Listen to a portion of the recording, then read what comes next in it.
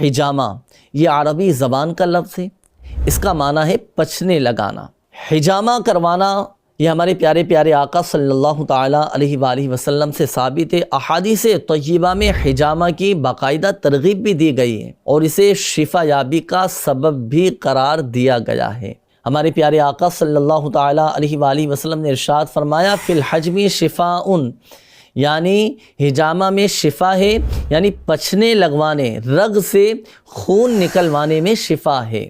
لیکن یہ ذہن نشین رہے کہ حجامہ احادیث مبارکہ سے ضرور ثابت ہے، بلکہ بعض میں جسم کے کچھ مقامات کی نشاندہی بھی فرمائی گئی کہ ان میں حجامہ کروانا بہت مفید ہے، مگر ان پر ہم اپنی مرضی سے عمل نہیں کر سکتے، ہمیں اپنی مرضی سے عمل نہیں کرنا چاہیے۔ بے شک احادیث میں تجویز فرمائے گئے علاج برحق ہیں، لیکن ان کا حکم خصوصی طور پر اہل عرب کی کیفیات اور ان کے امراض کو مد نظر رکھتے ہوئے فرمایا گیا، لہٰذا ڈاکٹر کے مشورے کے بغیر حجامہ نہ کروایا جائے۔ اور اس کے علاوہ یہ بھی خیال رہے کہ حجامہ بھی دیگر علاجوں کی طرح باقاعدہ ایک علاج ہے، اور اس میں ہوتا کیا ہے؟